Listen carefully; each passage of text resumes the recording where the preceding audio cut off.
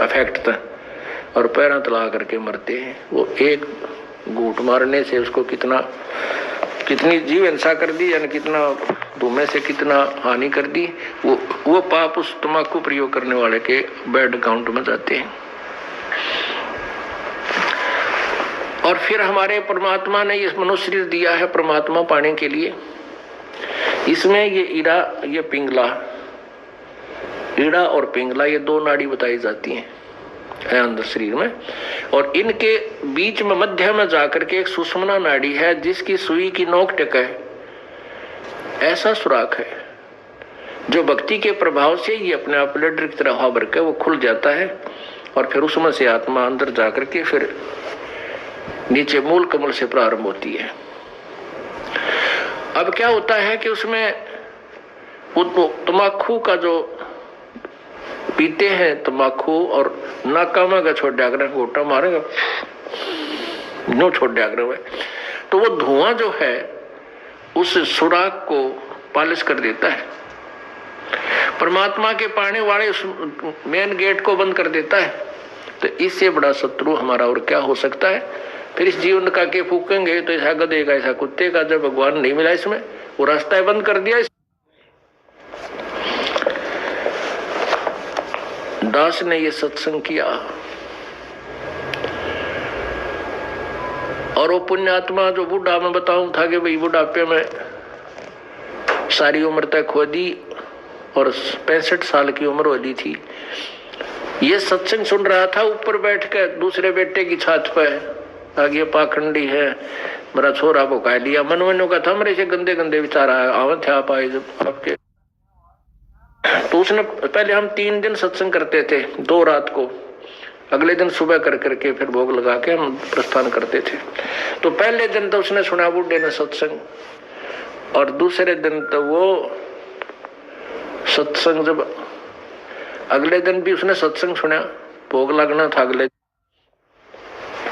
अगले दिन तो बूढ़ा यानी शाम के समय जब सत्संग खत्म हो लिया वो आ गया और वो पहले बच्चे ने उसके अपने पुत्र वधू ने कई बार न्यों कहता तुमने नाश करोगे, यहाँ के बुला लिए ये नाश करना लग रहे, तुम ऐसे ऐसे करते हो, ये पाखंड क्या कर रहे हो तुम। तो उसकी पुत्र वधू ने सोचा ये बूढ़ा है भी महाराज जी ने कि मुन्नी सी किसका गारियो इज्जत का गाक बनेगा हमारी का। अब बोल रहा कि उसने बाप आकर बैठ गया और वह खड़ी होगी दूर सी अजीब देख रहा के बोल रहा इसने के का बूढ़ा और लोग ने शर्म नहीं आवा भाई मैं माना रहा मारे इनका कहेगा। तो बूढ़ा ने बोला महाराज जी हमें पता था कि भाई जो सत्संग नहीं सुनते वह ठीक तो बोला नहीं करे, हमने सारी तरह के आदमी देखे, 4-5 वर्ष गांव में गए, हमने कोई इससे लेना देना नहीं था भाई कोई राजी बोला उसका भला बुंडा बोला अपने जुबान और कान दोनों बंद कर लेते। मैं कह लेगा मानने का थोड़ी बहुत बतावाएंगे भाई, नहीं माननेगा तो इसकी मौज है। कहने लगा महाराज जी मेरे ये 3 बेटे बताए उसने 2 इतना ध्यान नहीं, बोला हमारे पास 2 किले थे, आज मैंने 8 किले 9 किले और मोल लिए अपने जीवन में और पशु से भी बदतर धंधा किया हमने। और आज जो आपका ज्ञान सुना ये बातें मैंने कभी सुनने को नहीं मिली ना, मैं कि तो जाया करता मैं 3 सत्संग करने वाला न पाखंडी समझा करता था। आपका ज्ञान सुना मैंने वहां ऊपर बैठ करके। अब मेरा केरा होगा नो कह बूढ़ा रोन लग गया जिस तरह बालक रोया करे नो पड़ के। मैं बोला क्या बात होगी क्यों नहीं क्या बात होगी, मैंने समझाया फिर तो दिल सा उसका डट लिया जब लग गया बताने। कहने लगा ये बात तो मैंने जिंदगी में कभी सुनी है को नहीं जो आज आपने, मेरा तो कर्जा पटन हो रहा, नींद नहीं आई रात को मुझे। मैंने तो इतने हुक्के पी रखे हैं कि हुक्का सीला नहीं होने दिया करता मैं।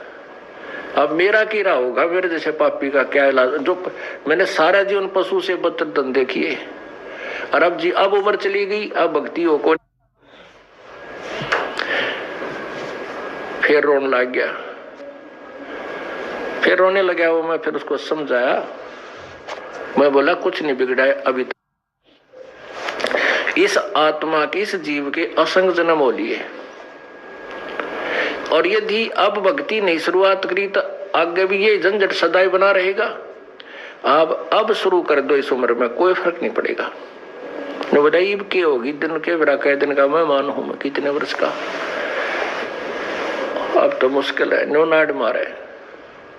फिर उसको समझाया कि ध्यान से सुनो आप, जैसे कुएं में बाल्टी पड़ दियो, डोल है, बाल्टी होती है जिसका रस्सा बांध कर पानी बाहर खींचते हैं, और वह बाल्टी कुएं में चल पड़ी और उसका जो रस्सा लटकता हुआ आ रहा है।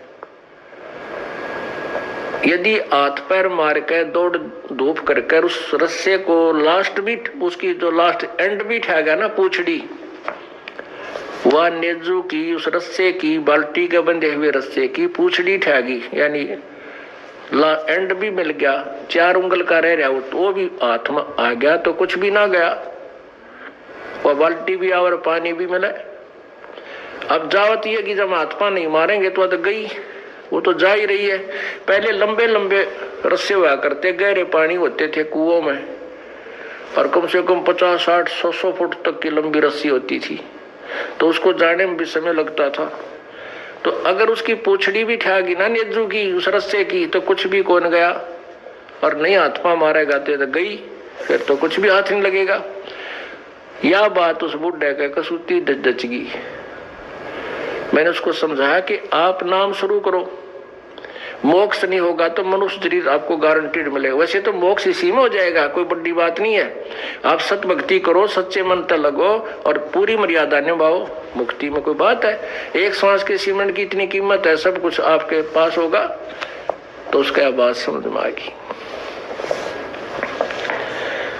परमात्मा कहते हैं जीवन था थोड़ा ही भला जैसा सत्य सुमन हो, और लाख वर्ष का जीवन को लेख दरे ना को।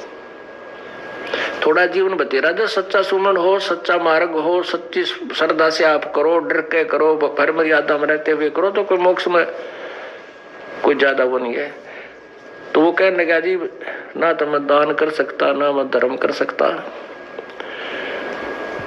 मैं बोला ये तेरे बेटे तेरे तो पहला नाम पाएंगे। जब वह बुढ़िया वह माई आ गई वहां बैठ गई, ने बोली अपने ससुर के लिए एक पाठ तो मैं कराऊंगी। मैं बोला देखोगे तेरे दान शुरू, परमात्मा में लगो रास्ते आप खोल देगा, कोई दिक्कत। आप सुमन करो, आपने जो सुमन से बड़ा तो कुछ भी नहीं है, बाप के हाथ में कुछ नहीं है, मान लिया। अपनी भक्ति करो, सुमन बढ़ाओ, सारा कुछ इसी में आ जाएगा। भक्ति करो डट के, क्योंकि दान धर्म सेवा जो है हम हृदय साफ करने के लिए कराते हैं। और ई बाप का कर्जा पाटन न हो यार, कुछ पाप करने की जगह रही नहीं। पाप तो आप केवल इसलिए करो थे कि ये वो कापी वो थे, और तेरे बच्चे बहुत समझदार हैं, आपके लिए खूब यज्ञ भी कराएंगे, ऐसी बात थोड़ी है। तो उसने उस बुढ़े नाम लिया, 10 वर्ष वो जिया, खूब डट कर भक्ति करी, 3 नाम प्राप्त किए और अपना शरीर छोड़ के आराम से चला गया। बोलो सतगुरुदेव।